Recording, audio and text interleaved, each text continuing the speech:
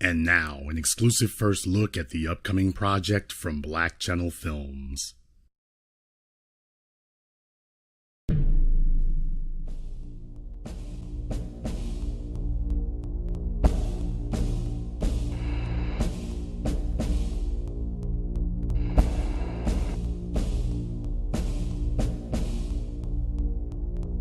Across America, people are talking about how blacks are being moved out of the cities.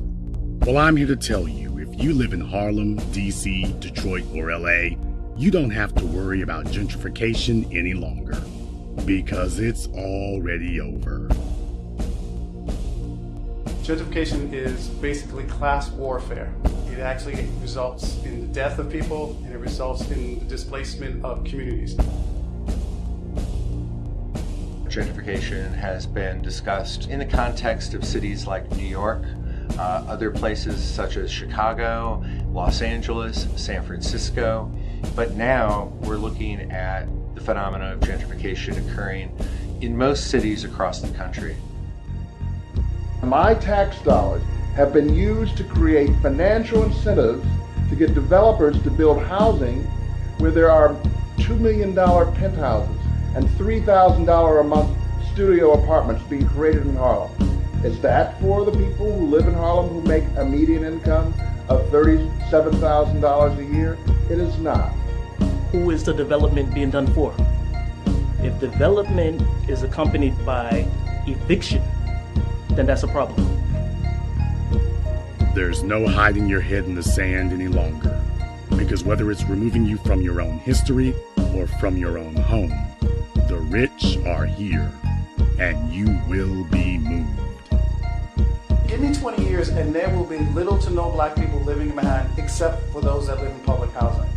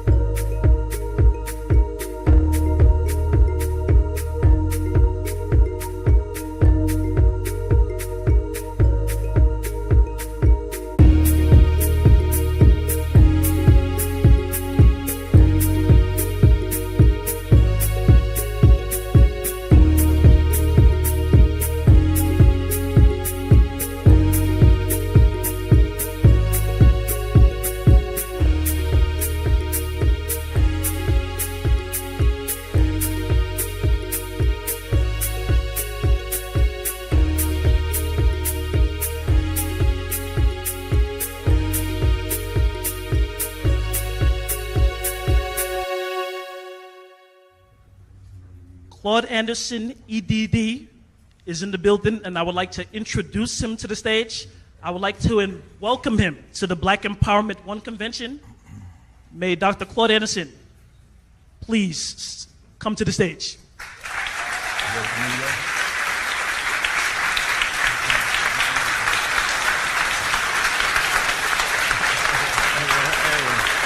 Hi, everybody.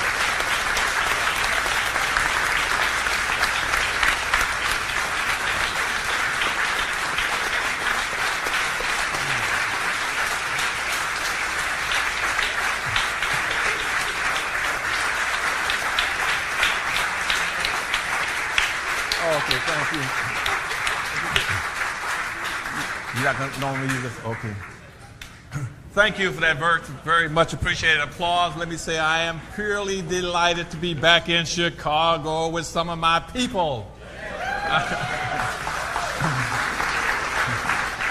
I have to you don't need that? Okay. I have to confess up front that I just, for whatever reason, my greatest weakness, I just love black folk. I don't know why though. And all these years going all around the world, people say, I can't stand this black person. I said, black people have never done anything bad to me. And I've been traveling with governors and presidents for all these years and almost every country on earth speaking to represent black folk. Black folk always made me proud, and I've enjoyed them. They've been extremely courteous and beneficial to me. So I just love y'all. That's my weakness. But more importantly, I enjoy being back in Chicago because I attended school here at a number of universities. I used to live at 6120 Greenwood, right off the University of Chicago campus, and right near Cottage Grove and 63rd. And I was a young man then. Boy, that was the most exciting place on this earth to be in Chicago on 63rd and Cottage Grove. That was what, and on a Friday night or a Saturday night, anybody in Chicago, if you stood on that corner, you would see them. Because we had a very strong, viable black community in those days. It just enthralled me. I was excited just to go out there and stand on the corner and watch. And I could walk from Cottage Grove then. I haven't been there for 30 or 40 years now. I could stand on the Cottage Grove and 63rd and walk all the way to Stony Island. I could see Red Fox, B.B. King, Lonesome Sundown, Jimmy Reed, Mahaley's, Ramsey Lewis, Ahmad Jamal, all these kind of people. Because we had communities then. And but now all that's gone from what I hear. But anyway, so I'm back with you all, and I'm back in Chicago, and I'm glad to be with you.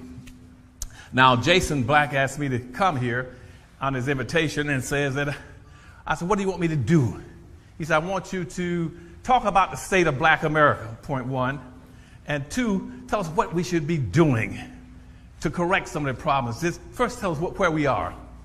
And I say, I'm going to do that. But first, let me tell you up front that whatever you've seen on TV every day, don't pay any attention to it as far as what blacks are. You'll watch it, okay?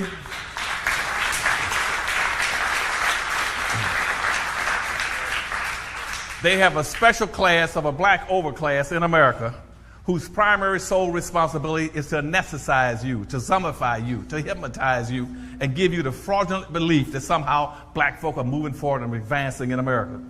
You're not. In proportional comparative terms, you're going backwards.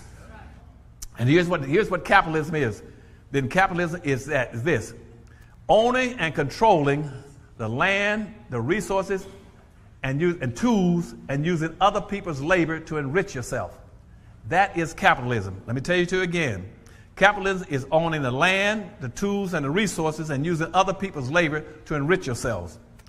Now, in neither one of those definitions did I say, in the most capitalist nation on earth, did I say anything about social integration and civil rights. Then why do you keep practicing something that doesn't exist, that doesn't pertain to you? If you live in a capitalist nation, a society, you should be practicing what? Capitalism. Owning, controlling the resources, the tools, and land. And that's why I told you initially about the monopoly game. The monopoly game was set up way back in 1860. Here's what it is: owning and controlling land. How many people here have ever played Monopoly? Okay, good. Now, Monopoly is supposed to be based on this premise. Everybody's supposed to sit down and get the same amount of money to play the game. You're supposed to take that money, and what are you supposed to do? Buy land. Buy land. And then plus when you buy the land, they want you to do something that's in my power economics principles and all my books. They want you to aggregate the land. If you buy just one piece of land in a set, it has no value. You got to get all three pieces. That's called aggregation. So you got land. The second thing in the monopoly game is you got to buy the businesses. The water company, the electric truck company. What's the other one? Railroads. Okay.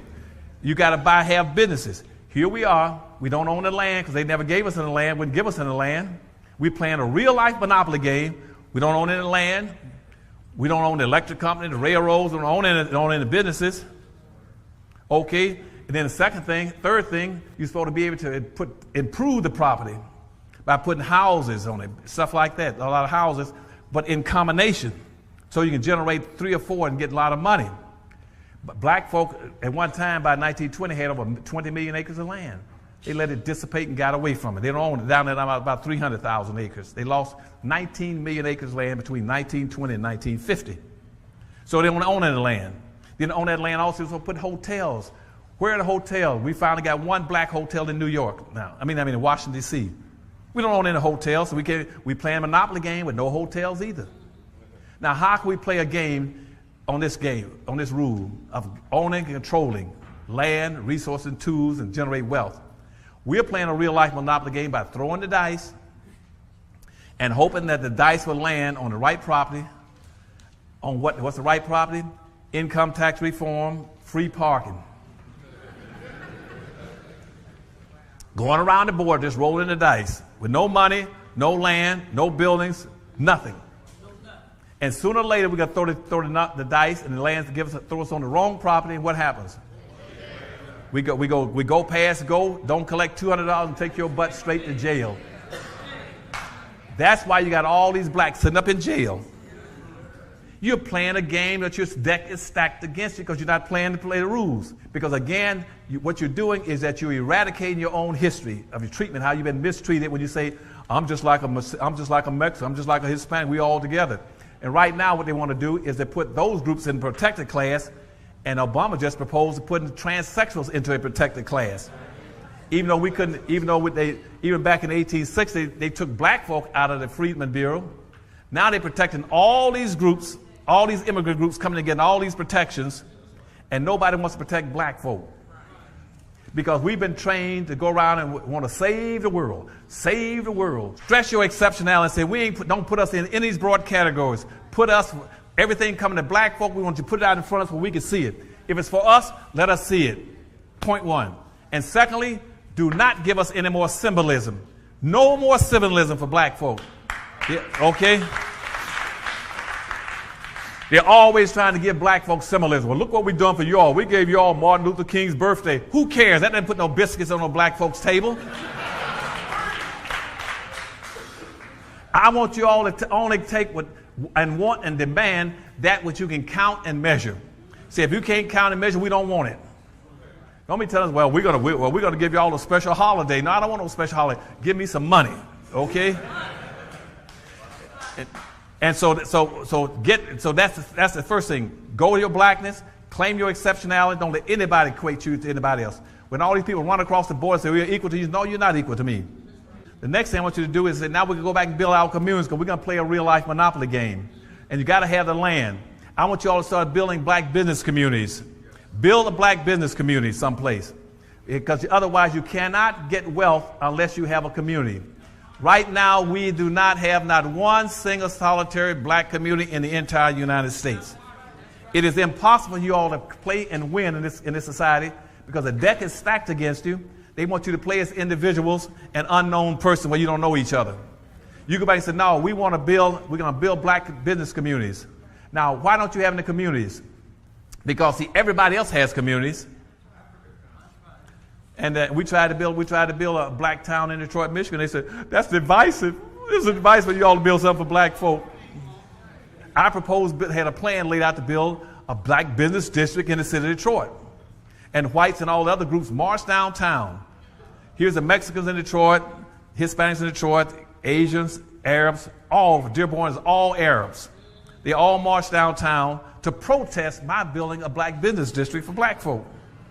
They said, Dr. Adams, we admit in Detroit is 92% black. We got a Chinatown, Asian town, Arab town, Greek town, Pole town, Hockey town, Cork town. But if you build something for black folk, that's racist. And guess what your leadership said? You sure is right. That would be wrong. Sure, we don't want to do that. We come a long ways. We came all the way from we're socially integrated now. We don't need anything.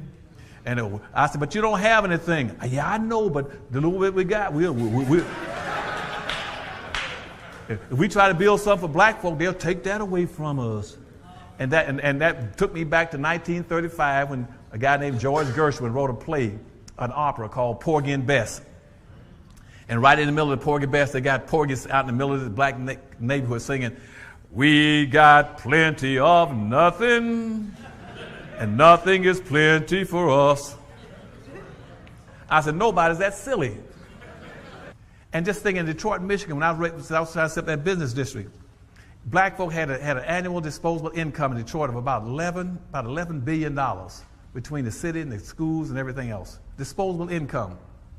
And you see, they went into bankruptcy. I told them then, if you start practicing group economics with your $11 million and make your money not even necessarily bounce 8 to 12, bounce 10 times, now you got $100 billion. Because the money will come around past you 10 times. If the money circulates around, your 11 billion will become what? 10 times becomes 100 billion. You know what they told him? Well, Dr. Evans, that'll be racist for us to do that. And so now Detroit went bankrupt, and now whites have taken over Detroit. They're going to take over every black city in the United States. They're going to gentrify them with immigrants. They're going to bury you beneath immigrants coming in, and they're going to come in and come over you and bury you. Then they're going to privatize all the public resources. I told them in Detroit, I said, Detroit, if you let all these immigrants come in, they're going to take everything of value out. They're going to privatize the bridge to Canada, the tunnel to Canada, the city airport, the zoo, Cobo Hall, Joe Louis Arena, the historical museum, the golf course. I go on, and now they got all that. And now you got 92% blacks sitting there, not only own anything personally, they don't even own anything publicly anymore. They'll lose it. In Washington, D.C., when I went to Washington, D.C. with President Carter, I ran Jimmy Carter's campaign in Florida, for instance. I got to Washington, D.C. as an example, and we had a 78% black city. They used to call it Chocolate City. Now it's down to like about 41 or 42%. You're going to get wasted. You are this nation's official underclass now. And underclass means those individuals, by the pure nature of their social economic conditions, you're predestined to live as beggars and criminals for the rest of your existence if you don't break out now. You can hang it up. You can quit. Don't worry about your kids anymore. They're through. If you don't get yourself together right now and quit playing these silly games thinking that somehow because you're socially integrated, you can achieve something, you're through.